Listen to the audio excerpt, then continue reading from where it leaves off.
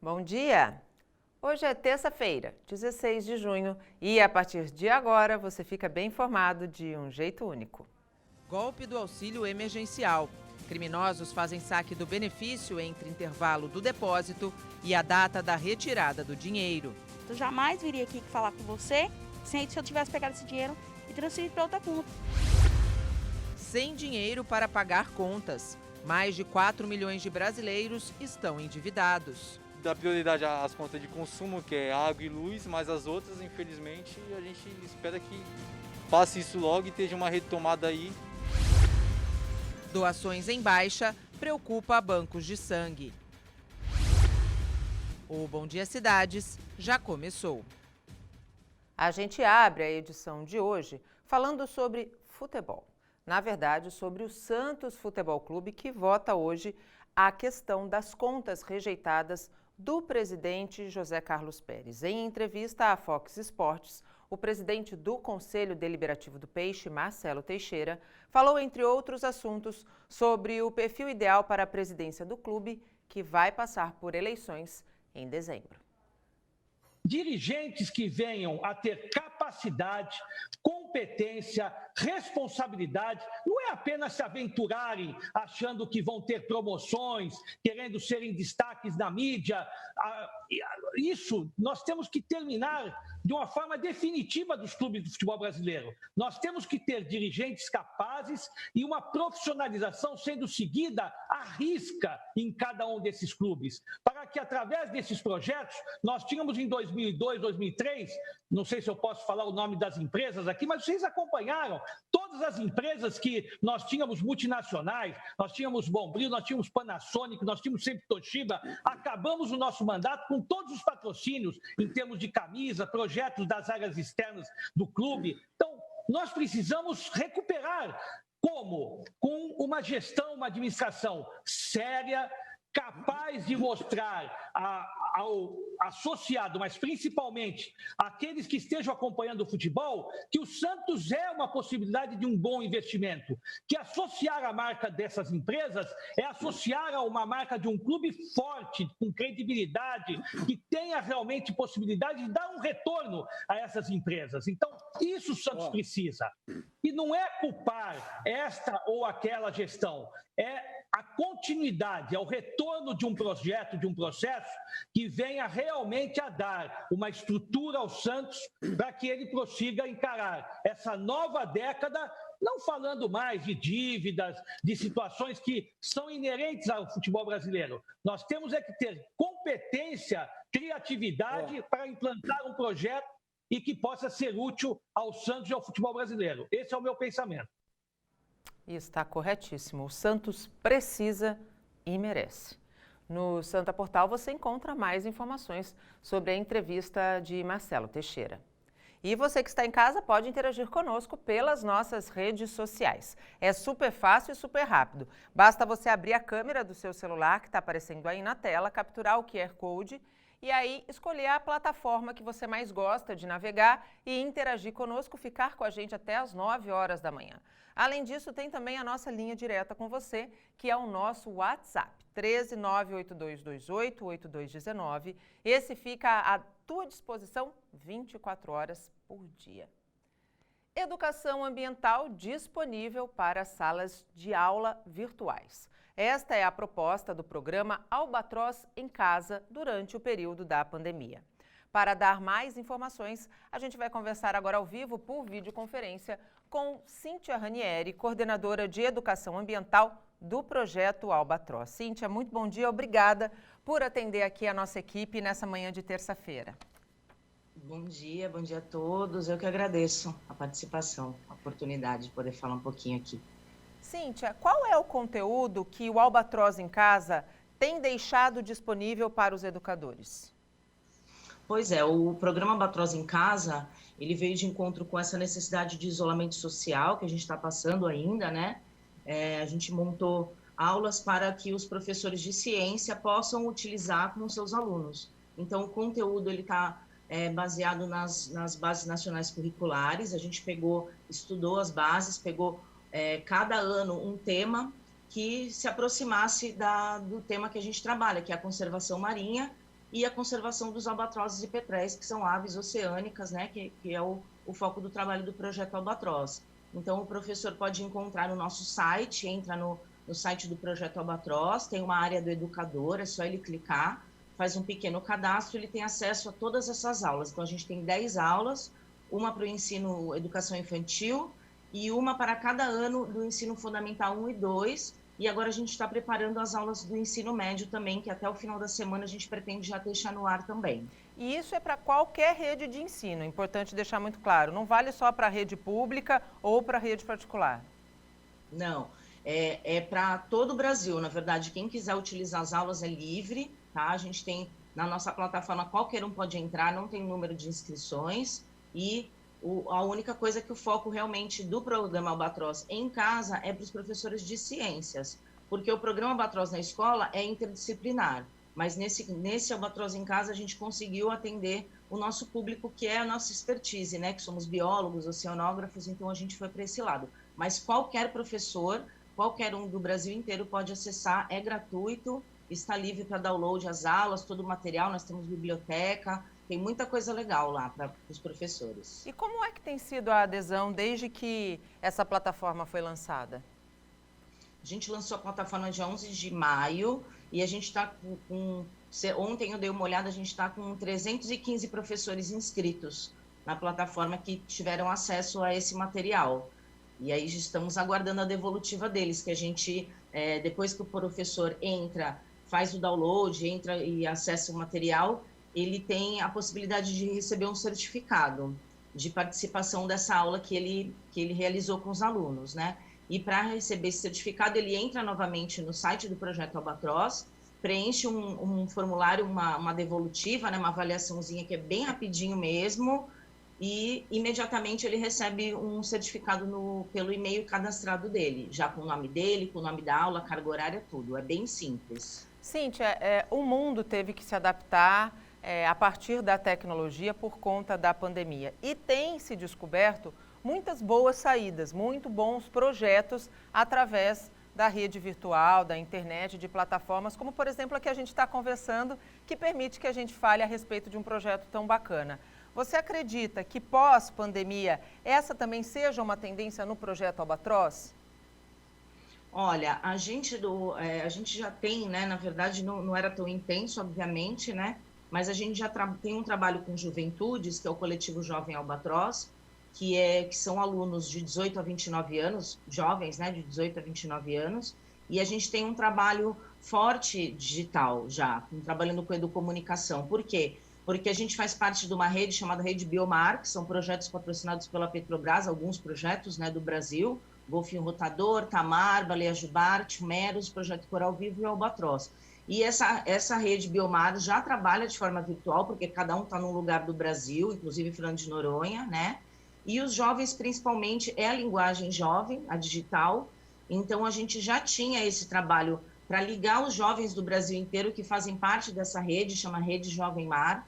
E a gente acredita que agora a tendência é que a gente consiga que essas ferramentas cheguem em locais que o acesso que tem pouco acesso à internet. Então, um desafio dentro da rede, enfim, um desafio acho que para todo mundo, é que a internet e os equipamentos, enfim, eles consigam chegar aonde mais precisa, né? Todo lugar precisa, mas tem alguns lugares que ainda existe essa dificuldade. Eu acho que agora vai ser um momento que vai impulsionar para que né, o sistema digital chegue para todo mundo, para que todo mundo de fato possa fazer parte dessas atividades e se envolver, enfim, e transformar o seu entorno, a sua vida, enfim. Cíntia, a gente fala da questão teórica, mas a gente não pode esquecer também da questão prática e da importância do envolvimento da família quando a gente procura um projeto e fazer desse projeto multiplicação de conhecimento, multiplicação em prol de um objetivo, como é o caso do projeto Albatroz, que é a defesa dos oceanos.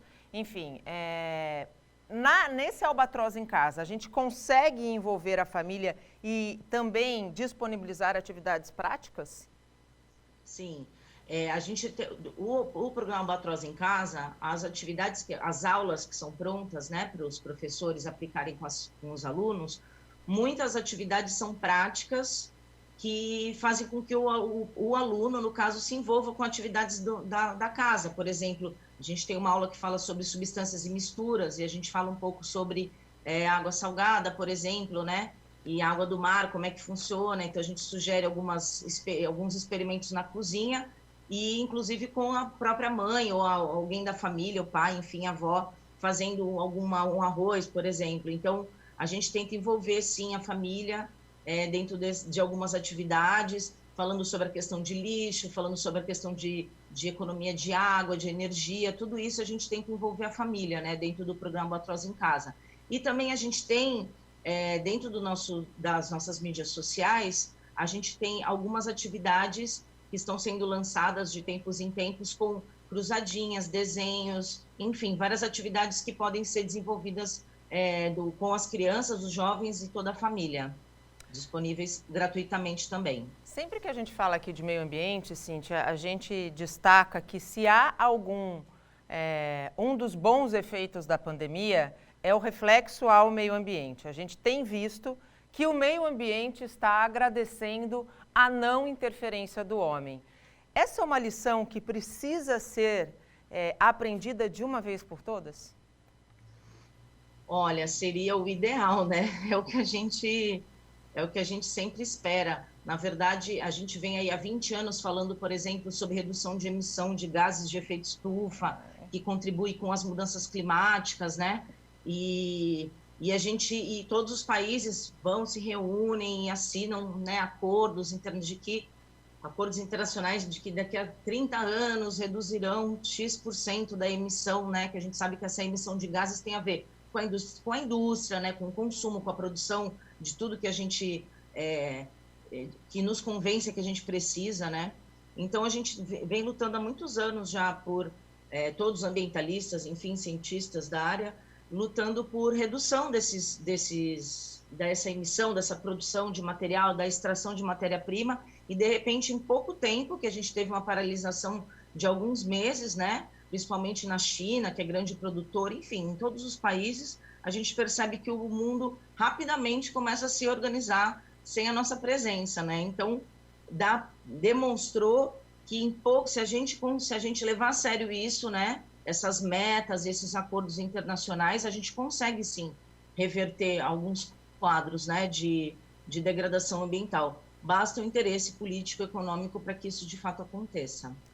2020 é um ano importante para o Projeto Albatroz, né? Ele está celebrando aí 30 anos de atuação. Isso. São 3 décadas de belíssimos projetos e, sem dúvida, de muita vida marinha salva. O que você pode destacar ao longo de todos esses anos como uma grande conquista? Olha, o Projeto Albatroz começou em 1990 aqui em Santos, né? Ele trabalha o Projeto Albatroz, para quem não conhece, eu convido para conhecer, né, pelas nossas mídias sociais, seguir a gente no Instagram, Facebook e no site também. O Projeto Albatroz começou em Santos com a frota pesqueira de Espinhel, que vai pegar atuns e mecas, né, lá bem para fora, 400 quilômetros da costa. E a gente trabalha com essa frota pesqueira porque é esse tipo de pesca que encontra os albatrozes em alto mar e acaba pescando, né, fisgando os albatrozes nos anzóis que estão indo pegar os peixes. E de lá para cá, a gente, assim, resumidamente, né, a gente tem 6 bases pelo Brasil, em 5 estados do Brasil: Rio Grande do Sul, Santa Catarina, temos Itajaí, Florianópolis, Santos, Cabo Frio, no Rio de Janeiro, e no sul do Espírito Santo, em Itaipava, que são todas cidades-portos dessa frota pesqueira, né? Então, nesses 30 anos, a gente expandiu dessa forma. A gente já tem aí 10 anos do Programa de Educação Ambiental estabelecido, né? Consolidado, e também a gente trabalha com políticas públicas, né? Dentro desses 30 anos, o nosso corpo técnico do Projeto Albatroz conquistou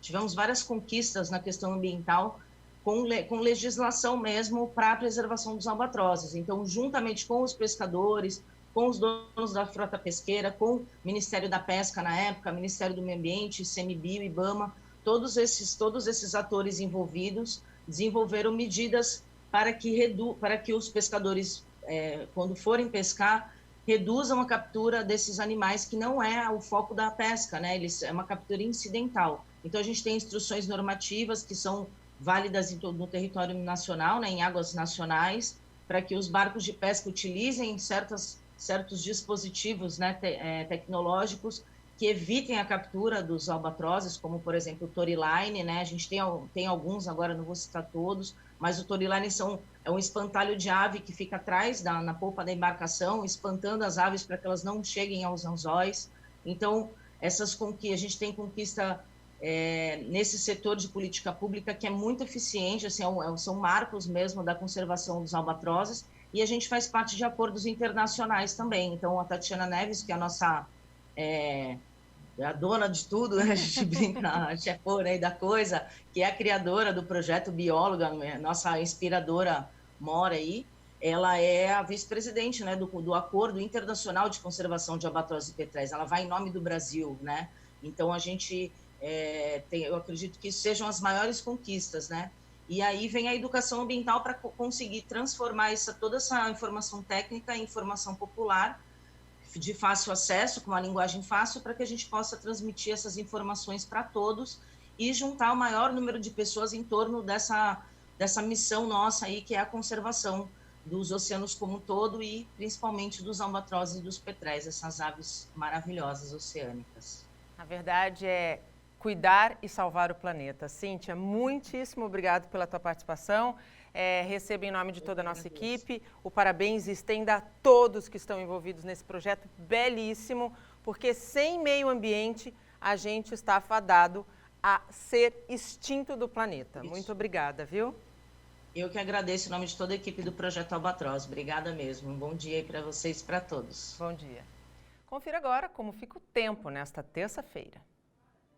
Em Santos, o sol aparece entre nuvens, mas chove em todos os períodos. A máxima será de 29 graus e a mínima de 19. O mesmo acontece no Guarujá, onde chove o dia todo e as temperaturas ficam entre 19 e 29 graus. Já em Cubatão, há apenas 5% de chances de chover. A máxima será de 29 graus e a mínima de 19. São Vicente também terá temperaturas entre 19 e 29 graus. Chuvas isoladas poderão ocorrer no decorrer desta terça-feira. Em Praia Grande, o céu estará encoberto ao longo do dia e estão previstas chuvas isoladas, máxima de 30 e mínima de 19 graus. Bastante chuva também em Mongaguá. As temperaturas vão girar entre 17 e 25 graus. Doar sangue é um ato de amor ao próximo. E em tempos de coronavírus, mais ainda. Só que isso não tem acontecido. Nos hemocentros de todo o Brasil, a queda foi de cerca de 40% nas doações. Aqui na Baixada Santista, também houve diminuição. O repórter Felipe Gongola está ao vivo no hemonúcleo do Hospital Santo Amaro, no Guarujá, e vai mostrar para a gente como está a situação por lá. Felipe, bom dia. Nós já estivemos aí no Santo Amaro no começo da pandemia e fizemos o apelo para que as pessoas doassem sangue. A gente sabe que durante a pandemia a doação de sangue segue sendo, aliás, ainda mais importante. A situação por aí mudou ou não? Bom dia, Nathalie. Bom dia a todos que acompanham. Bom dia, cidades. Olha, a situação não mudou tanto, não. O estoque aqui do Hospital Santo Amaro, em Guarujá, está na metade. Então, sempre vale a gente reforçar essa atitude tão bacana. E para reforçar ainda mais, no último domingo foi comemorado o Dia Mundial do Doador de Sangue. É uma data que serve para conscientizar a população sobre a importância de doar sangue e ajudar o próximo. Para isso, para a gente saber mais detalhes de como doar, a gente vai conversar então com a enfermeira-chefe aqui do Hospital Santo Amaro, Viviane Santos. Bom dia. Viviane, como é que está então o estoque? 50% só? Isso, 50% o nosso estoque. Os doadores, infelizmente, eles estão com medo de comparecer no banco de sangue devido à pandemia. E isso está dificultando muito as nossas transfusões, né? Como é que vocês estão fazendo durante a pandemia? O hospital ele mudou algumas recomendações e também o processo de doação de sangue também mudou, né? Sim, mudou, sim, por conta da pandemia. Estamos tomando todas as medidas do Ministério da Saúde para não haver aglomeração. Estamos atendendo 10 doadores a cada 1h30 até às 11 horas da manhã. E eu gostaria de estar convidando as pessoas a vir doar sangue, não tem problema nenhum. Estamos tomando todas as medidas que o Ministério da Saúde vem adotando. Temos álcool gel, tomamos as medidas de limpeza. Então, eu gostaria de estar convidando a população para vir doar sangue. O hemonúcleo aqui do Hospital Santo Amaro, Nathalie, ele fica até fora do hospital. Então, a gente entrou por uma entrada, é um anexo, como se fosse um anexo. Então, você não precisa entrar dentro do hospital para ir doar sangue. É uma entrada à parte aqui, você vem, não tem contato com o hospital, então isso acaba ajudando e você não tem risco de contaminação por conta do coronavírus ou qualquer outra doença. E a gente está do lado desse refrigerador aqui, né, Viviane? Queria que você abrisse e mostrasse aí para o pessoal. Esses sangues, qual é o estado deles e como é que funciona?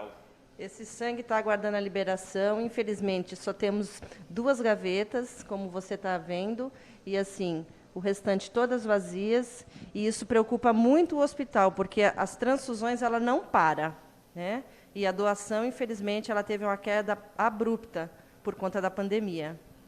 Vale reforçar, então, Viviane, quem pode doar, quais são as recomendações? Homem e mulher também tem algumas diferenças. Queria que você falasse isso para a gente. Bom, o doador ele tem que estar bem de saúde, tá? Tomar um café leve pela manhã, trazer um documento oficial com foto. Nosso horário de funcionamento aqui é das 7 às 11 da manhã, de segunda a sexta-feira. Entregue 10 senhas a cada 1h30. Homem pode doar 3 vezes por ano e mulher 4 vezes ao ano. Sempre bom, então, aí reforçar isso e as pessoas acham que precisa vir de jejum, né? Confundem com o exame de sangue, não, é para vir alimentado. Sim, sim. O doador ele tem que tomar um café leve pela manhã para vir doar sangue, isso é muito importante. Tá bom, obrigado, Viviane, pelas informações. E olha, a situação do banco de sangue nas outras cidades da Baixada Santista, ela também é preocupante. A nossa produção entrou em contato e, por exemplo, em Cubatão o estoque está baixo e o tipo negativo é o que menos tem. Já em Santos existem 2 hemonúcleos. O hemonúcleo da Santa Casa também está com estoque baixo e o tipo negativo está com menos bolsas no estoque. O hemonúcleo do Hospital Guilherme Álvaro também está com estoque baixo, então procure a sua cidade, cidades que não têm, como São Vicente, Praia Grande, vá até a cidade vizinha, a cidade próxima e faça a doação, que é muito importante, principalmente na época do coronavírus, como todas as outras épocas, é importante doar sangue. Nathalie, volto com você. Felipe, aproveitando que você está aí com a enfermeira Viviane, eu queria que você fizesse 2 perguntas para ela. A primeira é qual é o tipo de sangue que está em falta, o que mais eles precisam aí no hemonúcleo, no hemocentro do hospital, e quanto tempo essas bolsas de sangue que tem aí, só nessas 2 prateleiras, para quanto tempo dá essas bolsas de sangue? Tá. A validade do sangue é de 35 dias. E essas bolsas que estão aqui, quanto tempo vai durar? 50% a capacidade, quanto tempo dura? Olha, acredito que assim, 1 semana no máximo que a gente tem em estoque. Se continuar desse jeito, com a queda de doadores, isso preocupa, porque assim, as transfusões ela não param. E qual é o tipo de sangue que está mais crítico? O O negativo. O fator RH negativo sempre é o que menos tem dentro de qualquer banco de sangue, né? Então é o mais crítico que também está aqui no banco de sangue do nosso hospital. Tá, ok, obrigado então pelas informações. É isso, Nathalie, a importância aí sempre reforçar doação de sangue aqui em todas as cidades da Baixada Santista. Obrigada, Felipe. Sem dúvida nenhuma. Assim como doação de órgão, doação de sangue é sim um ato de amor que salva muitas vidas. Se você pode ser um doador, não hesite. É um procedimento extremamente rápido, seguro e necessário, especialmente em tempos de pandemia. E a seguir, Mais de 4 milhões de brasileiros estão endividados. E ainda, uma entrevista ao vivo com uma caçadora de tendências. Voltamos já. Já está valendo a flexibilização do comércio no Guarujá. Tudo com muita cautela para evitar uma regressão de fase no Plano São Paulo. O comércio de rua, concessionárias e revendas de veículos está permitido funcionar de segunda a sexta-feira, do meio-dia às 4 da tarde. Já os shoppings, galerias, escritórios, hotéis e pousadas terão horários diferentes para evitar aglomerações. Das 16 às 20 horas de segunda a sábado. As marinas elas estão autorizadas a reparo de embarcações e a descida somente para testes, não pode fazer o esporte aquático nem atividade de lazer, e os hotéis também para fins corporativos. Então somente aquele que vai fazer, uma empresa que venha no Guarujá fazer um serviço e precisa hospedar os seus trabalhadores podem, nesse caso, se utilizar do sistema de hotéis no máximo 30% da ocupação. Em Vicente de Carvalho já era possível ver alguns estabelecimentos abertos antes do horário permitido. Era o momento de limpar e organizar tudo para receber os clientes. Vamos tentar arrumar agora, vai abrir meio-dia, mas nós vamos tentar arrumar aí para ver se consegue vender alguma coisa. Ailton é comerciante há 30 anos. Para retomar o atendimento, colocou proteção e álcool em gel no balcão. A expectativa é muito boa. Estamos esperançosos que agora vamos voltar depois de quase 90 dias fechado. Nós voltar, então, se Deus quiser, com muita fé que vai ser bom. Aí está reorganizando, como é que tá? Vou ter uma tela de acrílico, álcool gel e esperar os clientes agora. A retomada da economia segue os critérios da Zona Laranja do Plano São Paulo do governo do estado.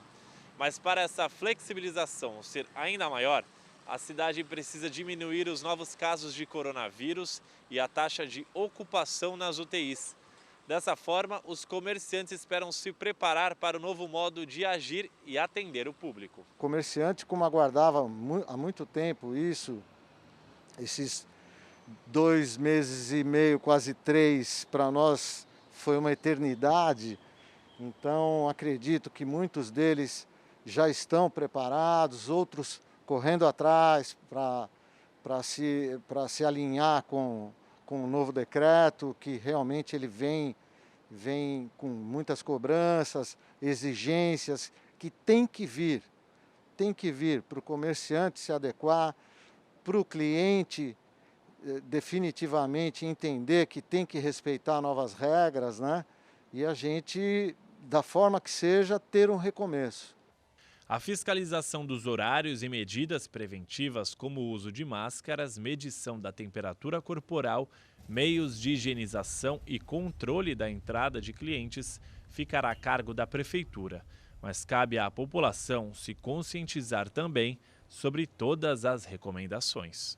Agora é o momento de todo mundo fazer um pouco a sua parte, seguir esses protocolos, seguir essas regras, porque se a Baixada Santista e Guarujá, nas próximas semanas, manter o seu isolamento, manter o controle da pandemia, a gente já pode ampliar para uma nova fase, onde as atividades vão ter uma ampliação de horário de funcionamento e outras atividades que hoje não estão permitidas, a exemplo de salões de beleza e bares, também voltam a funcionar. Então é o momento da gente fazer a nossa parte e evoluir a partir dos próximos dias. Olha, secretário, os meus votos são para que a gente possa, de fato, evoluir nos próximos dias para novas fases, para que outros segmentos do comércio possam também começar a sua retomada. Mas, infelizmente, eu particularmente não tenho essa esperança. Bastou o comércio abrir as portas no Guarujá, mais especificamente em Vicente de Carvalho, para a população ir em massa para as ruas. Ninguém está entendendo o tamanho do problema. Não adianta as autoridades dizerem que é uma menor parcela da população que não está seguindo as regras. Não é uma menor parcela da população que não está seguindo as regras. É o contrário. Uma menor parcela da população tem seguido as regras. Por mais que o estado de São Paulo, aliás, por mais que a capital São Paulo tenha reduzido o número de mortes na capital, a pandemia está alastrada pelo interior do estado. E a Baixada Santista faz parte dessa região. Nós temos todos os dias números de novos casos que, sim, tem a ver com o aumento da testagem, mas também temos o aumento do número de mortes.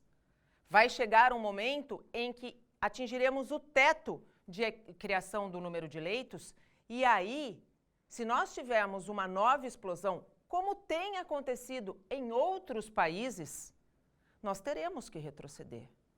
O Jairo muito bem colocou, as regras precisam ser rígidas para o comerciante e para o cliente. De nada vai adiantar o comerciante, como nós vimos na reportagem, colocar álcool gel no balcão, comprar o termômetro, demarcar a questão do distanciamento, se todo mundo for para a rua de uma só vez. Se por 90 dias conseguimos ficar em casa e sobrevivemos, não é possível que todo mundo que está indo para a rua precise fazer algum serviço essencial. As pessoas precisam se conscientizar. Eu volto aqui a dizer, flexibilização não é relaxamento. Enquanto a gente tiver esse tipo de comportamento, o risco de retrocedermos é extremamente alto. Amanhã temos uma nova avaliação do Plano São Paulo. Tomara Deus que a gente não saia da zona laranja para a zona vermelha, que a gente possa ou se manter na zona laranja ou passar para a amarela. Eu vou pedir para a minha produção jogar as imagens do que eu estava falando em Vicente de Carvalho. Dá uma olhada nisso. Será que todo mundo que está nessa foto precisava, de fato, ter saído às ruas? Será que todo mundo que foi para as ruas estava realmente precisando comprar alguma coisa tão necessária? A pandemia está ensinando a gente a olhar para o próximo. Chega de egoísmo. A economia não aguenta retroceder. E eu volto aqui a dizer, quem age contra o isolamento social, que não acabou, está agindo contra a retomada da economia. E a pandemia do coronavírus complicou a situação financeira de muitos brasileiros. Um relatório do Banco Central indica que atualmente o país tem 4.600.000 pessoas com dívidas que não têm condições de fazer o pagamento. Há 2 anos, Aloysio trabalha como motoboy. Na quarentena do coronavírus, as entregas caíram mais de 60%. Com o dinheiro dos bicos, não consegue pagar todas as contas. As dívidas só estão aumentando. Entre as atrasadas estão 3 parcelas da moto comprada recentemente, cada uma de R$ 400. A gente dá prioridade às contas de consumo, que é água e luz, mas as outras, infelizmente, a gente espera que passe isso logo e esteja uma retomada aí urgente, né, dessas atividades aí para a gente voltar a conseguir sobreviver, né? Dona Aurelina e seu Antônio têm uma loja de roupas no Jockey Club em São Vicente. Há 3 meses tiveram que fechar o negócio por causa da quarentena do coronavírus, o que complicou o orçamento da família. A fatura de roupa a gente comprou aqui fiado, né? Comprou fiado e ficou parado, né? Perder. E fatura de móveis a gente comprou também, né? Então teve que parar com a conta. Tem como pagar hoje? Não tem como pagar, não tem mesmo. O que acabamos de ver mostra a situação difícil que muita gente está enfrentando na pandemia do coronavírus. Um relatório do Banco Central revela que 4.600.000 pessoas estão endividadas e não têm como pagar os atrasados. Desse total, quase 8%, ou seja, 1 milhão de brasileiros, têm mais de 65 anos. O professor de economia Hélio Alit compara a crise provocada pelo coronavírus a um cenário de guerra. O que vai acontecer com a economia brasileira, a economia do mundo, depois, ao final dessa pandemia? Basta olhar para a história da humanidade.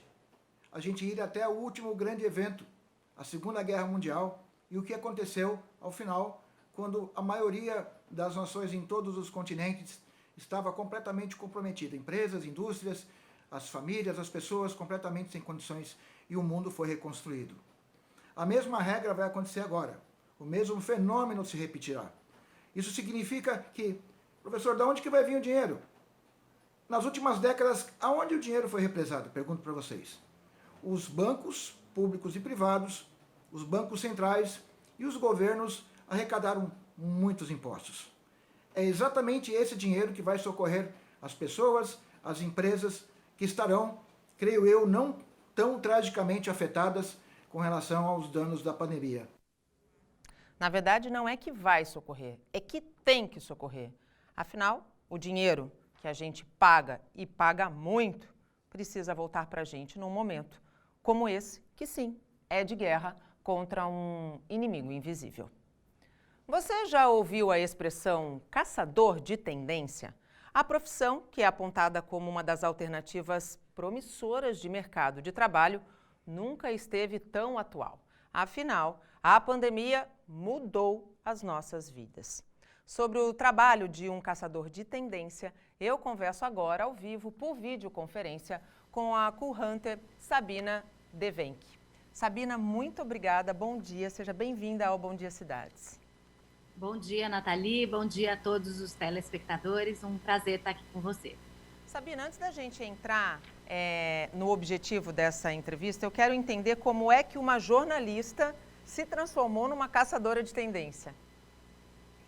Olha, eu sempre tive um espírito investigativo que faz parte da profissão. No ano de 1999, eu fui fazer um mestrado em Milão, em comunicação, e lá eu conheci um sociólogo que que é presidente de um dos principais institutos de pesquisa de tendências e comportamento. E minha tese de mestrado foi sobre comportamento e tendências, e ele me convidou para fazer um trabalho como caçadora de tendências. Na época eu não sabia o que era, mas acionei todo o meu espírito investigativo para poder fazer essa observação de comportamentos emergentes e trazer um cenário atualizado sobre comportamentos no Brasil naquela época. Como é que age, como é que atua um caçador de tendências? Olha, um caçador de tendências nada mais é do que um pesquisador da realidade. Então, a gente observa os sinais emergentes do presente para que a gente possa antecipar estratégias de futuro. E é por isso que hoje está tão importante falar de um caçador de tendências, porque nós temos essa habilidade de observar quais são esses comportamentos que estão se modificando, os novos valores, o que está acontecendo em todos os setores, desde moda, design, arquitetura, mobilidade urbana, comércio, varejo. E a partir dessas observações, a gente consegue fazer algumas inferências de futuro. É óbvio que a gente não tem uma bola de cristal, mas a partir dessa observação atenta, e como a gente faz isso durante muitos anos, a gente consegue antecipar alguns movimentos. A gente, como você bem colocou, está vivendo um momento único na nossa vida em que todo mundo se questiona qual é o mundo e qual será o novo normal, né? A gente sabe que muita coisa mudou, que retroceder talvez não seja mais possível e que a gente precisa agora enxergar a sociedade de uma maneira geral com outros olhos. O que a gente pode esperar pós-pandemia? Já dá para identificar algumas tendências pós-pandemia? Nathalie, dá sim. A primeira coisa que eu queria pontuar é que eu não acredito que a gente estava vivendo o normal. A gente estava vivendo uma normose. Ou seja, o mundo já não estava indo para um caminho bom.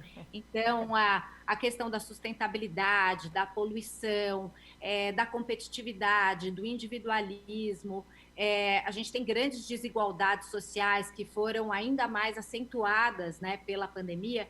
Então, eu não acho que a gente estava vivendo um normal, a gente estava vivendo uma normose meio no automático. Mas sim, a pandemia, eu acho que ela traz algumas, quase como se fosse um holoforte sobre algumas questões que já estavam acontecendo. Que tendências a gente consegue identificar? Eu acho que a primeira delas, a mais evidente, obviamente, é o trabalho remoto, né? Esse laboratório em massa que a gente está fazendo de trabalhar remotamente em casa. Obviamente, para isso, a gente precisa digitalizar todo o Brasil e grande parte da população ainda não está digitalizada, mas as empresas já estão percebendo que muitas vezes podem reduzir custos, né? Então, isso não acontecia não porque a gente não tinha tecnologia suficiente, mas porque não tinha confiança de que os colaboradores iriam trabalhar. Eu acho que eu posso apontar esse como uma das grandes mudanças. Eu não acho que a gente vai voltar totalmente a trabalhar de segunda a sexta, né, fisicamente. Então, a gente vai fazer um modelo híbrido. Eu acho que a outra coisa que a gente pode apontar é uma economia que eu chamo de economia touchless, né? Sem toque, sem contato. Então, por conta desse medo do contágio, a gente vê que tanto o comércio como o turismo, o varejo, vão precisar acionar a chamada tecnologia, a chamada comércio sem contato. O que significa isso? Significa que meios de pagamento que derem para fazer através de reconhecimento facial, através de tecnologias touchless. Por exemplo, se formos viajar, não fazer o check-in no balcão, então usar algum totem digital ou o próprio celular. Nos escritórios, por exemplo, automatizar a questão dos elevadores para a gente não ter que apertar o botão. Então, tudo isso vai ficar, a tecnologia ela vai vir para servir essa forma do menos contágio. Então, a gente tem uma aceleração muito grande da tecnologia nesse sentido. E a outra coisa é que todo mundo vai ter que se digitalizar. Não existe mais gambiarra digital. Ou você é digital ou você não é digital. Todo mundo tem que ir. Então, o próprio comércio, o varejo, vai ter que fazer essa combinação, né, híbrida entre o físico e o digital, que a gente chama de phygital, que é o físico mais o digital. Outra coisa importante é o shop streaming, né? É uma tendência que está acontecendo, a gente viu a aceleração, um boom das lives, né? E o que é o shop streaming? Ele é uma combinação do comércio eletrônico com as lives. Então, a câmera, ela funciona como uma vitrine. Então, a gente se usa do digital e das lives no Instagram para que o comércio possa acontecer. Então, a gente vai fazendo essa união do digital com o físico. Que mais que eu posso apontar? Tem algo que é o conceito da autossuficiência. Então, com esse medo preeminente de ter uma nova pandemia ou até mesmo um desastre natural, porque agora a gente está percebendo que algo pode acontecer, e não é só no corona, né? Eu acho que outras pandemias podem ocorrer. Então, as pessoas estão adquirindo esse hábito da autossuficiência. Então, como é que eu consigo me abastecer? Ou, por exemplo, jardins verticais, as hortas urbanas. A gente vai acelerar, por exemplo, as tecnologias de impressora 3D, porque a impressão 3D ainda é muito cara, mas ela permite, por exemplo, imprimir máscaras. Olha que maravilha, se a gente puder imprimir máscaras em casa. Então, todas as tecnologias e tudo que puder trazer esse conceito da independência, da gente não depender tanto dos recursos externos, né? Então, isso acho que vai ser acelerado também, bem como um localismo, né? Então, a gente tem um retrocesso nesse processo de globalização, pelo menos num primeiro momento, e a gente tem uma valorização do comércio local, do turismo local. Então, a gente se volta para dentro, né? Mas é importante a gente lembrar que nós somos uma comunidade de destino global. Então, a gente não pode achar que estamos isolados do mundo, né? Então, isso é super importante. Mas, sim, a gente vai começar a valorizar aquilo que tem dentro. Porque, num primeiro momento, talvez o turismo aconteça de forma mais local. A gente vai começar a comprar também mais de produtores locais, até mesmo para a gente se distanciar e diminuir essa dependência que a gente tinha também de produtos made in China, né? Feitos na China ou feitos em outros lugares, e agora fica tudo mais difícil, né? Então, a gente tem algumas coisas aí se acelerando fortemente, e todas por entretenimento, por exemplo, um grande crescimento da realidade imersiva. Então, a gente tem tour virtual nos museus, os óculos de realidade virtual, tudo isso para que a gente possa fazer essas experiências que a gente fazia fisicamente, mas através do digital. Obviamente, a gente não vai substituir tudo, mas num primeiro momento a gente vai ter uma combinação muito forte da tecnologia para que a gente possa continuar fazendo as nossas atividades. Sabina, eu quero agradecer demais a tua participação. Acho que daria um programa tranquilamente da gente falar desse tema. Eu te convido a voltar aqui ao Bom Dia Cidades, porque realmente é vasto. Eu acredito que se a gente pode fazer um resumo do coronavírus de uma maneira geral, é que ele, de certa forma, acabou sendo um acelerador de futuro, um futuro que já precisava estar planejado, infelizmente não estava, mas que agora está implantado e, como você bem disse, não dá para voltar atrás. Muitíssimo obrigado, uma excelente terça-feira. Obrigada, Nathalie. E agora informações atualizadas do sistema de travessia de balsas. Neste momento estão em operação 6 embarcações na travessia entre Santos e Guarujá.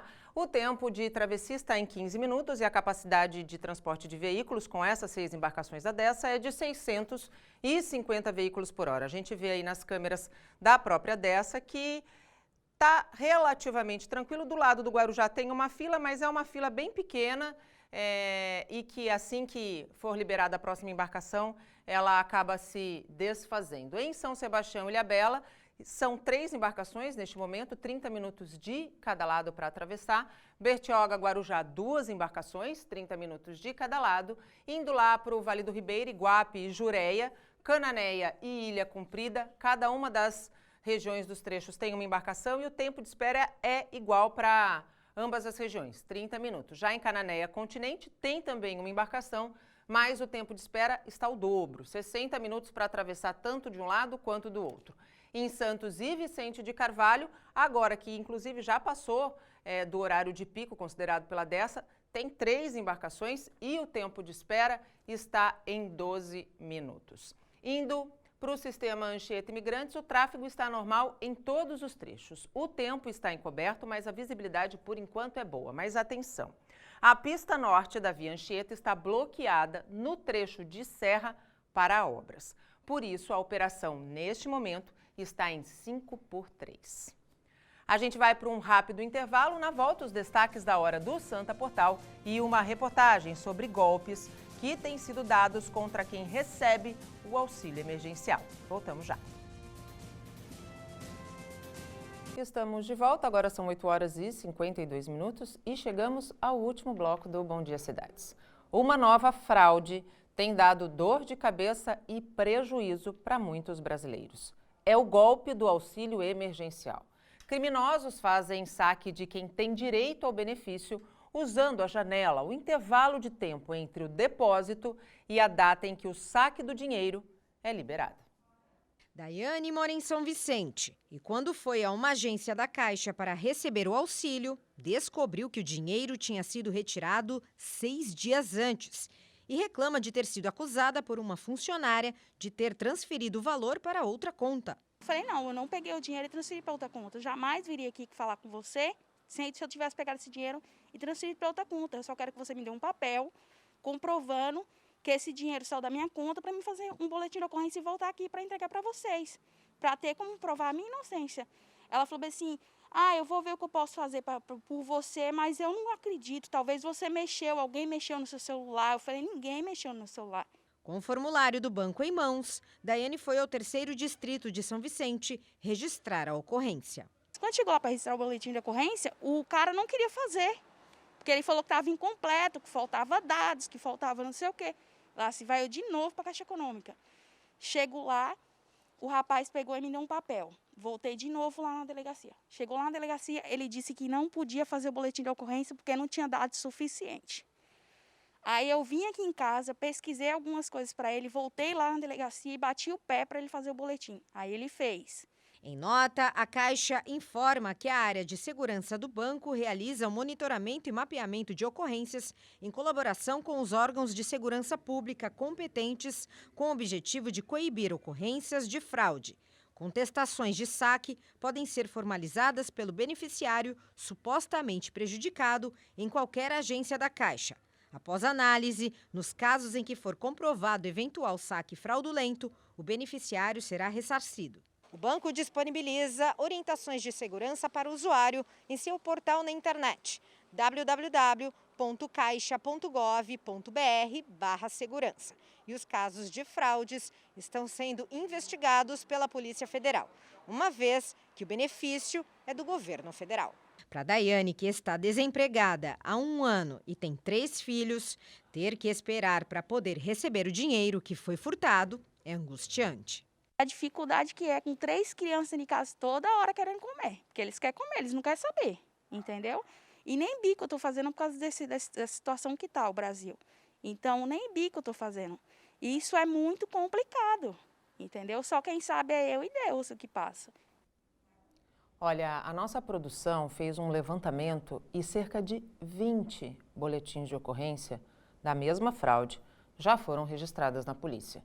Então está na hora da Polícia Federal, que é responsável pela investigação, começar a investigar. Nós, inclusive, entramos em contato com a Polícia Federal, responsável pela investigação, mas até o fechamento desta edição, a gente não teve nenhuma resposta.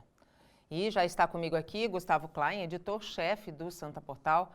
Gustavo, bom dia. Não bastasse o calendário maluco do pagamento desse auxílio emergencial, quem de fato precisa agora ainda é alvo dos bandidos. Você estava me dizendo, antes do jornal começar, que inclusive crimes virtuais, nesse momento de pandemia, cresceram de maneira absurda no país, né? Chega a ser ridículo o nível de crescimento desses crimes virtuais nesse período. Cresceram 41.000% durante esse período de pandemia. Quer dizer, como as pessoas estão fazendo as coisas de forma virtual agora, estão usando aplicativos para pedir comida e cadastram um cartão de crédito, e alguém quer comprar um carro, vai num leilão virtual, enfim.